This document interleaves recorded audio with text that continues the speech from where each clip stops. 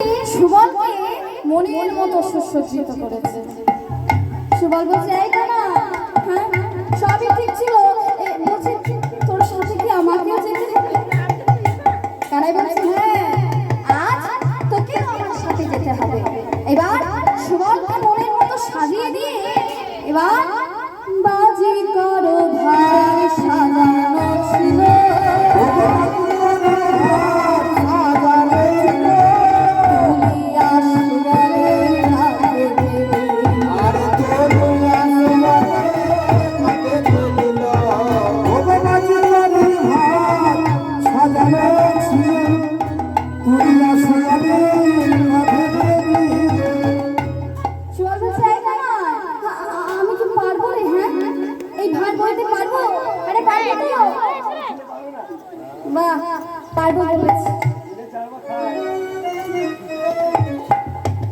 তাহলে সুবল বলছে, কানাই তাহলে প্রথমে কোথায় যাবো?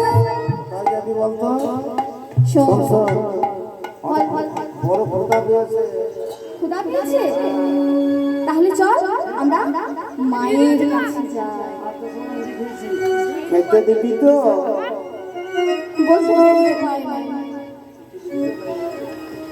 হ্যাঁ হ্যাঁ খেতে দেবো।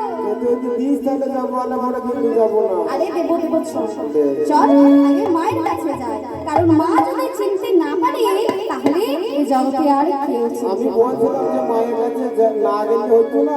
না না, মায়ের কাছে যেতে হবে। কেন মা তো যদি চিনতে ফেলায় তাহলে তো মহা মুশকিল হয়ে যাবে। না না, আজ যা আমরা সেজেছি না, মাও আমাদের চিনতে পারবে না, তাই চল মায়ের কাছে যাই। এবার নন্দালয়ে এসে জয় ধ্বনি করছে, জয় নন্দরানী কি জয়, নন্দরানী কি জয় ধ্বনি শুনে মা তাড়াতাড়ি বেরিয়ে এসে বলছে, আরে আরে কে রে বাবা তোরা? আমরা বাজি করেছিল না। ও আমরা বাজি দেখিয়ে দেখিয়ে বেড়াই। আচ্ছা, তোদের পরিচয় কি? হ্যাঁ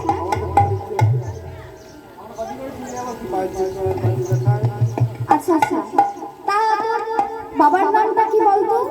বাবার নাম তো বাজি দেখাবো, বাবার নাম মায়ের নাম না কি দরকার? না না, বাবার নামটাকে বল। কি? ওই যে নন্দ রাজা হাজা। আর মায়ের নাম? মায়ের নাম কি?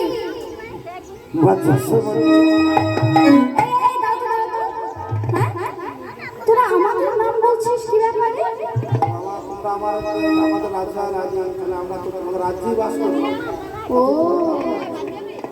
বটে, এতটুকু ছেলে দেখলে হবে না, ঘাটে বুদ্ধি আছে। ঘাটে বুদ্ধি আছে, তা বেশ বেশ। আরে তোরা কি কি খেলা জানিস বল? আমরা শোনো তবে, লাগবাজি, ছাড়াবাজি, উল্টোবাজি, বিঘাজি, ধাক্কাবাজি, ট্রেনবাজি, সব বাজি। বহু খেলা জানিস তো? হ্যাঁ ফাঁকিবাজি জানিস?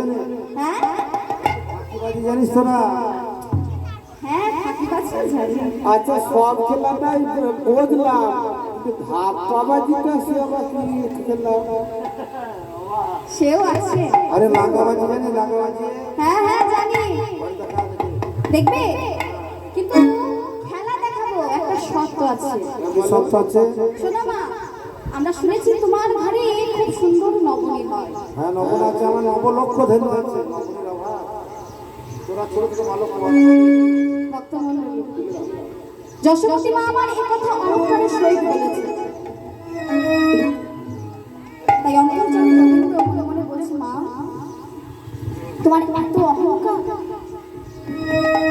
তবে বেশ মা,